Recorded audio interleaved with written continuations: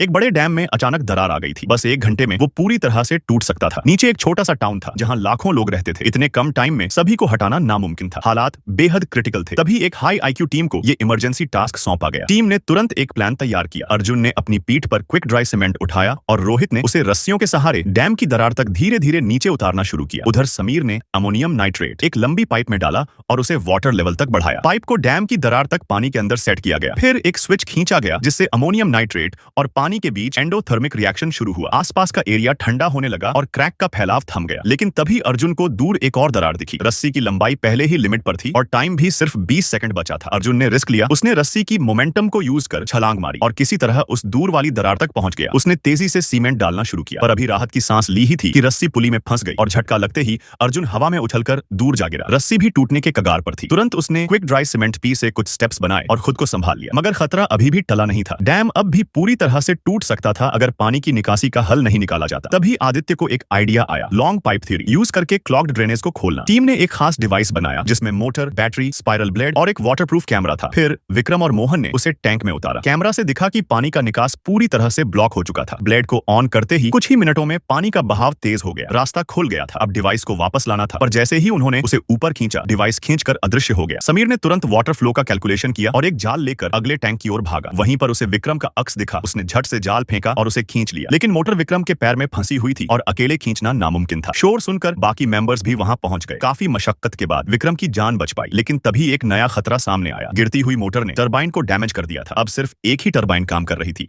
और वो भी ज्यादा देर नहीं टिकती। तभी समीर ने एक बेहद क्रेजी आइडिया दिया, क्यों ना नदी के फ्लो को ही रिवर्स कर दिया जाए। सभी हैरान थे, लेकिन वर्ल्ड वॉर में ऐसे वेपन्स का इस्तेमाल हो चुका था। नेचर की ताकत को यूज करके दुश्मन को हराया जाता था और डैम को कोई खास नुकसान भी नहीं होता। प्लान था 128 मीटर नीचे एक पॉइंट पर ब्लास्ट करना। वहां डिवाइस प्लेस कर दी गई। ब्लास्ट से सिर्फ 1% पावर चाहिए थी। अब टाइम बहुत कम बचा था। सब अपने अपने काम में लग गए। अर्जुन और रोहित दरारें भरने लगे। समीर और छोटू मेकशिफ्ट बम बना रहे थे और समीर शहर की सारी बिजली बंद करवाने में लग गया। इसके लिए उसने हैकर राहुल को कॉल किया, जो पुलिस सिस्टम में घुसकर सबको एसएमएस और वीडियो भेजे कि फौरन अपने बिजली के कनेक्शन बंद कर दें। और सच में पूरा टाउन अंधेरे में डूब गया। बिजली का सारा पावर डैम को मिल गया। अब वो थोड़ा स्टेबल हो गया। फिर समीर और छोटू डिवाइस को बाहर लेकर आए। समीर ने टॉर्च से एक पॉइंट दिखाया और छोटू को वहीं फेंकने को कहा, लेकिन छोटू का निशाना चूक गया और बम वहीं गिर गया। सब सन। अब क्या होगा? एक जबरदस्त धमाके के साथ पानी की ऊंची लहरें उल्टी दिशा में बहने लगी। डैम बच गया। उनकी प्लानिंग सक्सेसफुल रही। जल्द ही वाटर लेवल नॉर्मल हो गया और टाउन फिर से अपनी पुरानी रफ्तार में लौट आया। यही थी ब्रह्मास्त्र टीम। वो लोग जो नामुमकिन को मुमकिन बना दे, जिनसे कोई उम्मीद नहीं करता, वो सबसे ज्यादा करके दिखाते हैं। इनका एवरेज IQ 190 है और हर असंभव को ये लोग अपने दिमाग से सुलझा देते हैं।